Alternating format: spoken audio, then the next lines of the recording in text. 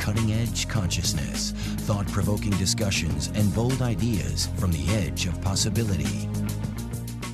And welcome back to Cutting Edge Consciousness. Freeman Michaels here with Barnett Bain. So our show last week is still buzzing. Rika Zimmerman joined us. Before we get into that, yeah. just in case management is listening, these chairs are really comfortable. Not. Note to management. Just saying. Yeah, yes. yeah, Note to the management guys. Everyone can write into KVTA and tell them the chairs are uncomfortable. Really Please get wonderful. Barnett a more comfortable chair. Yeah. Okay. Studio masseur would be good too. Studio masseur. I'm just asking. Just if. We're still trying to get parking spots. Yeah, you kidding me? it's true. Well, I'm down the street, so I'm close. Yeah, good. It's good to get your blood circulating on the way into the studio. So, I was talking about our guest from last week who had Rika Zimmerman. who Rika. brought with her just a delightful vibratory quality. And there was something you read that she wrote that you wanted to bring up. I happen to have it right here. Yeah, that's good. It's always helpful. Listen to this. Embodying infinite possibility is the embodiment of a vessel of energy that it is a conduit of God experiencing itself. That's delicious. Isn't that great? That is great. So, the first order of business is embodying, and where I, feel my own tweaking, like again, using her analogy of the electric fence, the dog fence. Ow!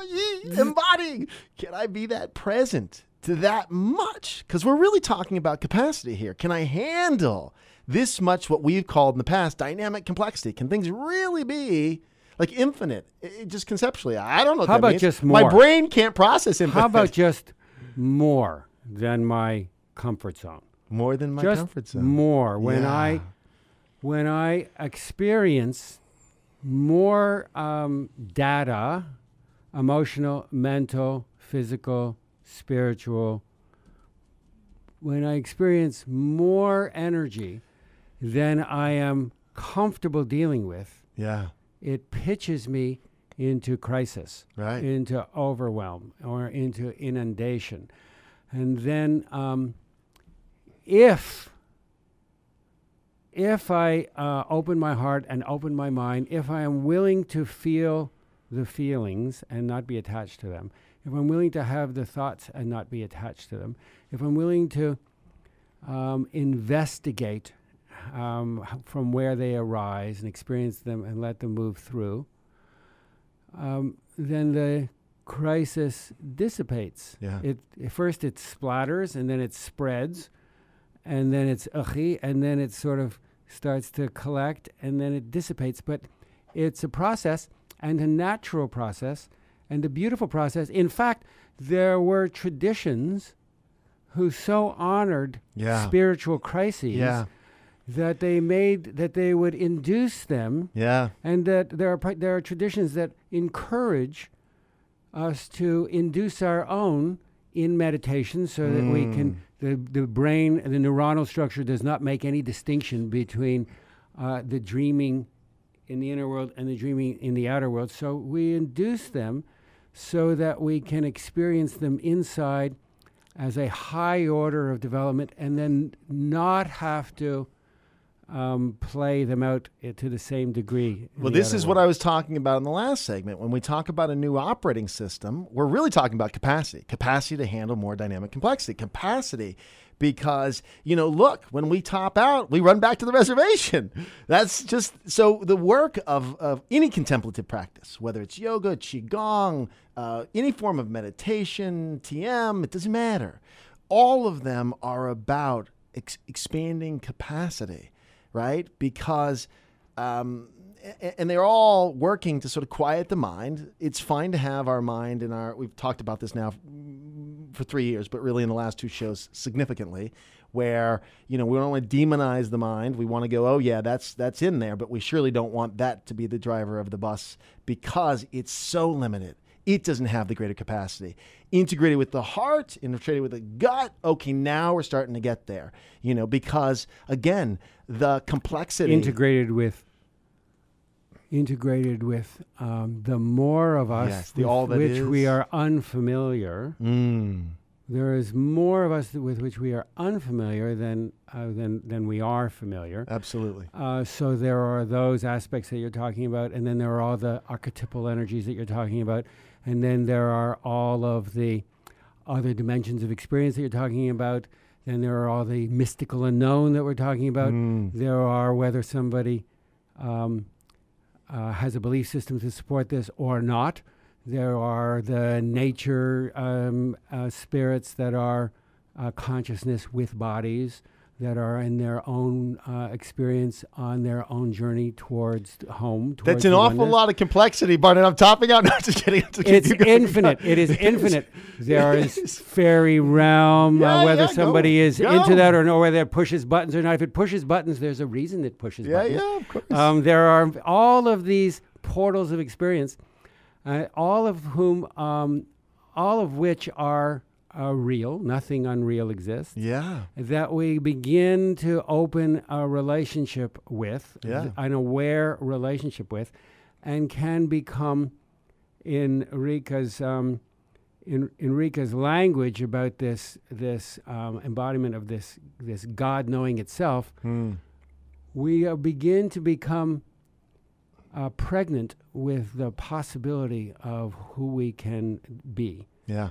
And as we said before, young mothers they fall in love with the being that they're holding, that they're carrying, long before that being is ever born. Absolutely. And we can begin as we're made in the image of God. We are God's stuff. Yeah. We can begin also in that God essence way become lovers of what is yet unborn and being born through us, this access to a virgin world. Yeah, the entire worlds, not even world. Yeah, the entire self-realization tradition is the God stuff conversation. It's the arriving at a point where we go, oh, I am all that is, or part of all that is, or I don't know, that whatever that is, the isness of it all. But the belief system to support it. And so the work of creating practices that are by their very nature expansive, because again, the times that we've created to throw us into chaos, which of course has those two elements of opportunity and danger simultaneously. That's what crisis is.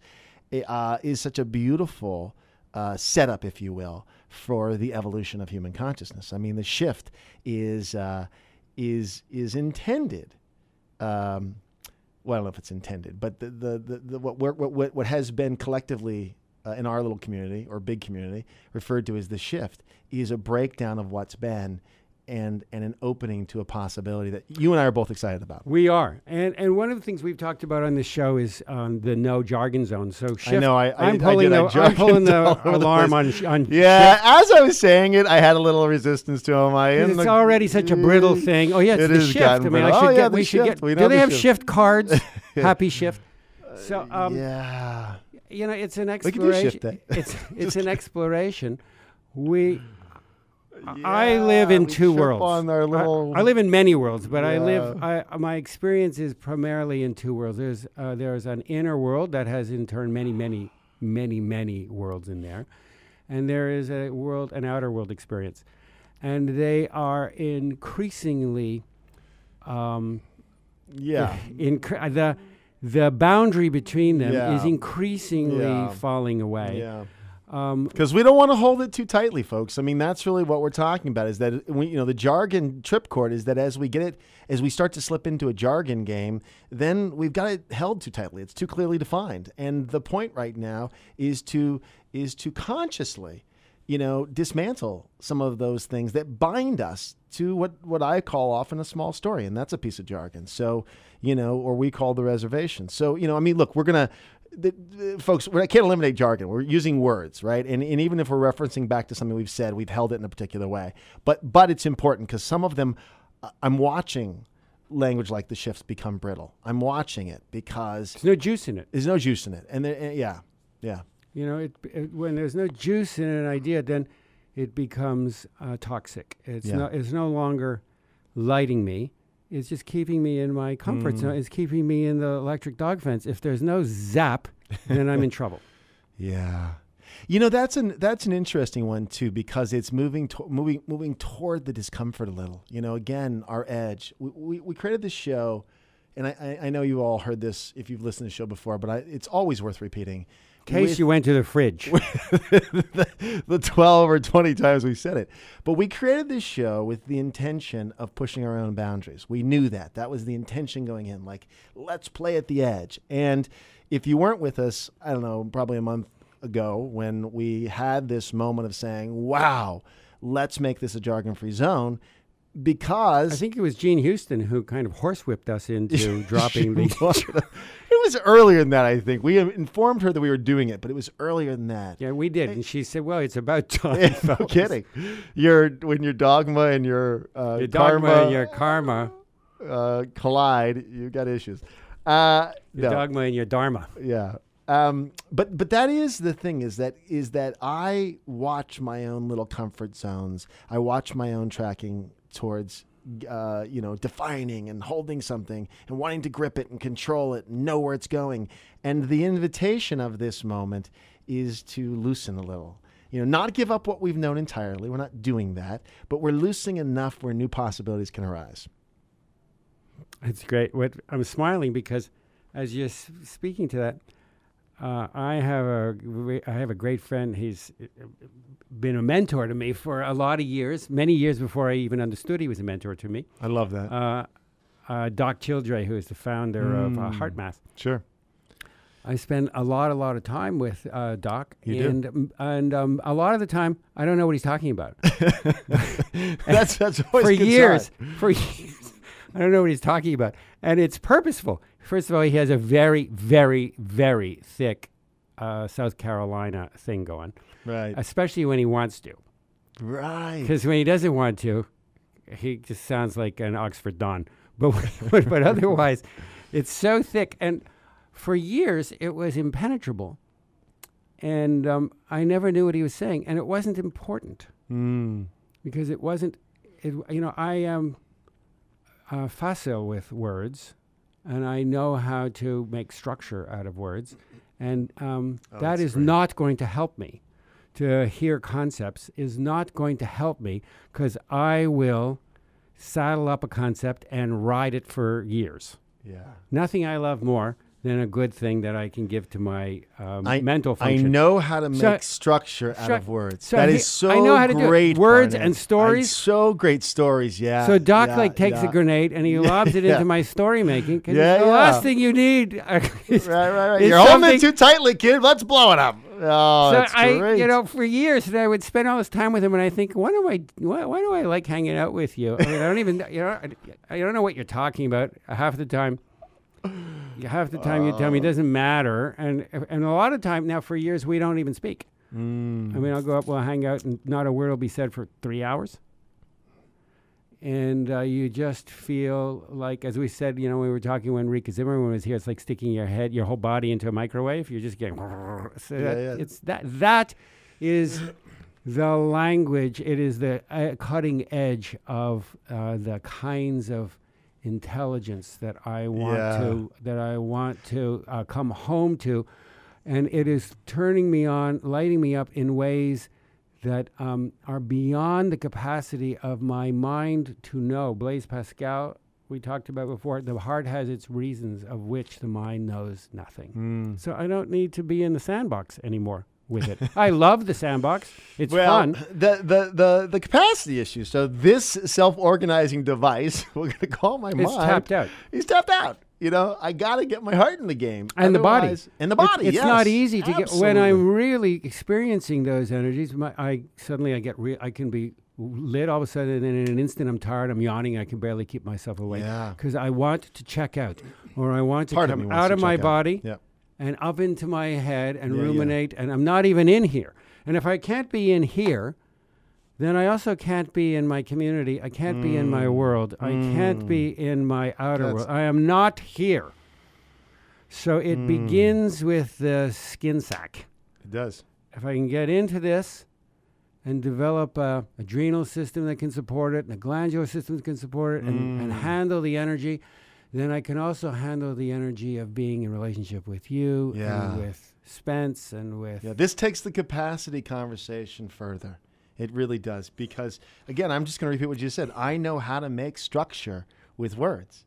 You know, I mean, there's no. So look, I always want to disclaim and say we don't want to demonize language or thinking. It's developmentally appropriate. Yeah, but it is not going to get me where I want to grow, and it's not going to help me love more, be more, because I am a master of that. Now, yes, that could sound like a vanity.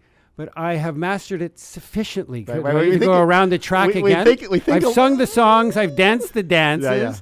And now, like, who's that little figure that peers over the wall? Is it Where's Waldo or something? Or Kilroy was here? I don't know. I know what you're talking about. There is something else just over peeking. The edge of the wall, peeking, that I'm starting to get a feeling of. All right, so folks, we think a lot about not thinking, and we talk a lot about not talking. We're going to shut up right now and close the show so we can all go spend some time maybe in nature, hanging out with someone, and vibing and enjoying something other than a construct that we're so apt to organize around with our heads. Not to make the heads wrong, but today we're closing it down. We're closing up shop for a little while. We'll see you next week, though, right? Yeah, bring your heads and the rest of you. Bring whatever you like next week, and we'll hopefully meet you there here on Cutting Edge Consciousness. Thanks for listening.